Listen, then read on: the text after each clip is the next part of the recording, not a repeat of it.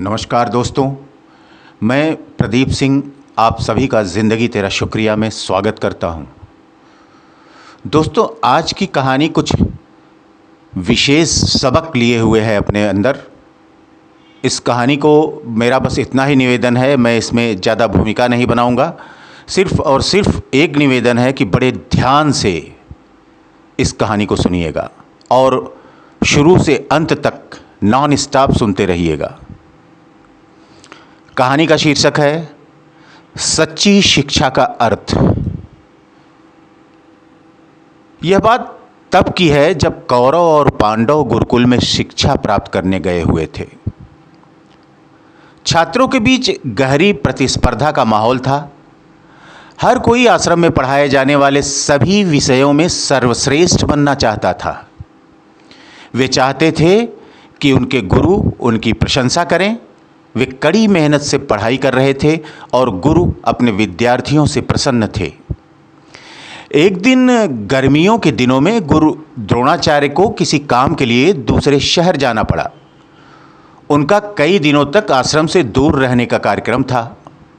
उन्होंने अपने सभी छात्रों को बुलाया और उनसे कहा कि वह कुछ दिनों के लिए आश्रम से बाहर जा रहे हैं और इस दौरान उन्हें कुछ पाठ याद करने होंगे। एक सप्ताह के बाद गुरु द्रोणाचार्य लौटे। अगले दिन उन्होंने छात्रों को कक्षा में बुलाया। सभी छात्र बहुत खुश थे और हंसते हंसते कक्षा में आए। कक्षा समाप्त होने के बाद गुरु ने छात्रों से पूछा कि वे उन्हें बताएं कि उनके बाहर रहने के दौरान सभी छात्रों ने क्या और कितना अध्ययन किया। एक एक करके सभी छात्र राजकुमार आगे आए और बताया कि उन्होंने कितनी मेहनत की है। किसी ने 3 पाठ पढ़े थे, किसी ने 4, किसी ने 5 और इसी तरह से सभी आगे आगे आए। गुरु ने मुस्कुराते हुए एक एक करके प्रत्येक छात्र को खड़ा किया और उनकी उपलब्धियों को लिखने लगे। अंत में युधिष्ठिर की बारी आई। गुरु ने उन्हें बड़ी उम्मीद से देखा। वे कक्षा के सबसे अधिक लगनशील छात्र थे, पर युधिष्ठिर दूसरों की तरह जोर से नहीं बोलते थे। उनकी आवाज़ धीमी थी और मुश्किल से कुछ कह पा रहे थे। उन्होंने शांति बनाए रखा। चलो धर्मराज, शिक्षक ने उत्साह से कहा, जब मैं बाहर था तब तुमने क्या किया? मुझे यकीन है कि तुमने सभी पाठ याद कर लिए होंगे और कुछ अतिरिक्त काम भी किया होगा। युधिष्ठिर ने बहुत ही धीमी आवाज में उत्तर दिया, मैंने केवल एक वाक्य पढ़ा, समझा और सीखा है गुरुजी। द्रोणाचार्य स्तब्ध रह गए। उन्हें अपने कानों पर विश्वास नहीं हो रहा था। सिर्फ एक वाक्य? उन्होंने आश्चर्य से पूछा, जी गुरुजी, मैं इतने कम समय में केवल एक वाक्य में ही महारत हासिल कर सका।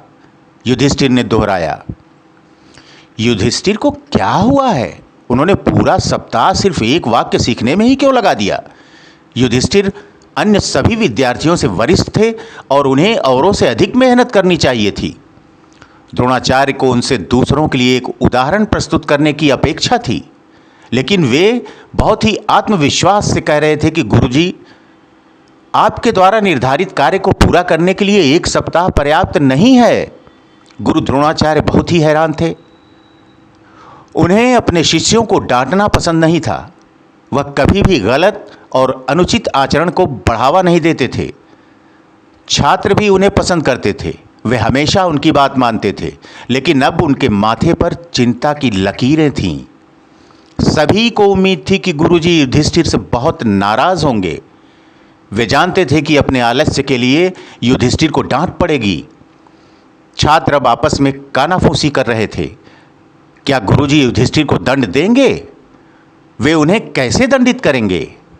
वे उन्हें क्या करने के लिए कहेंगे? क्या वे उन्हें माफ करेंगे? यह पहली बार था कि युधिष्ठिर ने अपना गृह कार्य नहीं किया था। गुरु ने युधिष्ठिर की ओर देखकर कहा, इस कक्षा में हर कोई तुमसे छोटा है। उन सब ने कड़ी मेहनत की है और मेरे द्वारा निर्धारित काम को पूरा किया है, और तुम कह रहे हो कि निर्धारित कार्य को पूरा करने के लिए समय पर्याप्त नहीं था। द्रोणाचार्य जी को पहली बार युधिष्ठिर पर गुस्सा आ रहा था। युधिष्ठिर का चेहरा तब भी शांत बना रहा। गुरुजी, मैं इससे ज़्यादा नहीं कर सका, मैं बस इतना ही पाठ खत्म कर सका। अब द्रोणाचार्य जी का धैर्य जवाब देने लगा था। युधिष्ठिर बहुत शांत मन से बोले, मुझे आपको निराश करने के लिए खेद है गुरुजी। उन्होंने कहा, मैं केवल इतना ही याद कर सका। अब कक्षा के सभी छोटे बड़े छात्र राजकुमार बहुत चिंतित थे। वे सब सोच रहे थे कि एक तो युधिष्ठिर ने अपना काम भी नहीं किया और वे शिक्षक से माफ़ी भी नहीं मांग रहे हैं।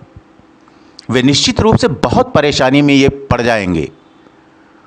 उन्होंने एक दूसरे से इशारे में सिर हिलाते हुए कहा।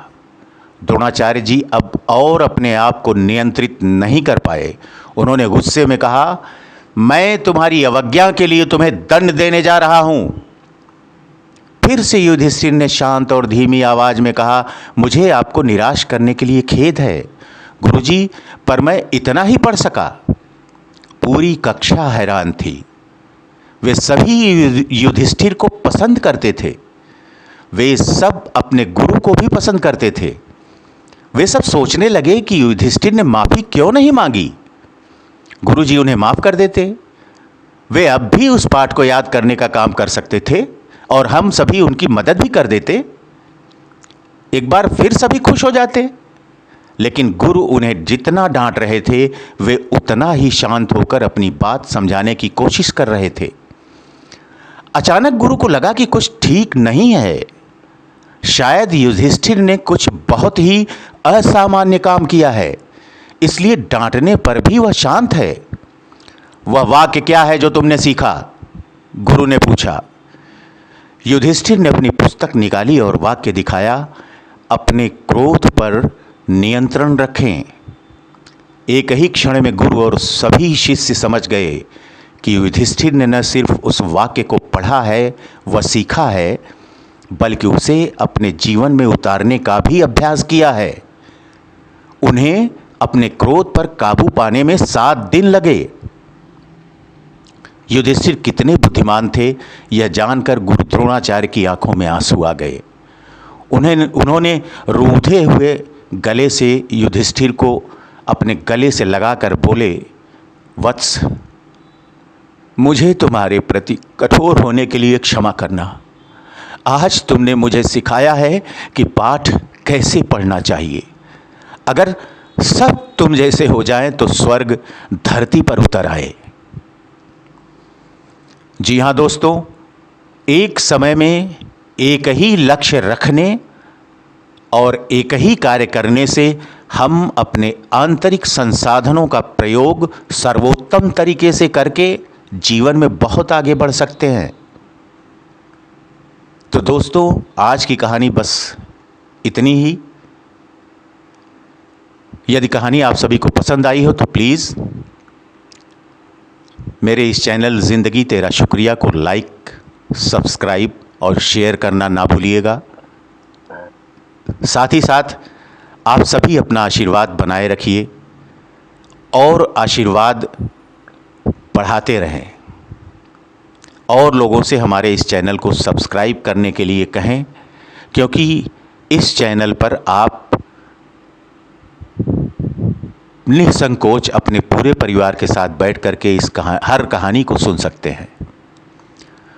तो फिर आज के लिए बस इतना ही। फिर मुलाकात होगी किसी अच्छी सी प्यारी सी कहानी के साथ। आप सभी अपना और अपने परिवार के प्रत्येक सदस्य का बहुत बहुत ख्याल रखिएगा। आप सभी का बहुत बहुत शुक्रिया। धन्यवाद।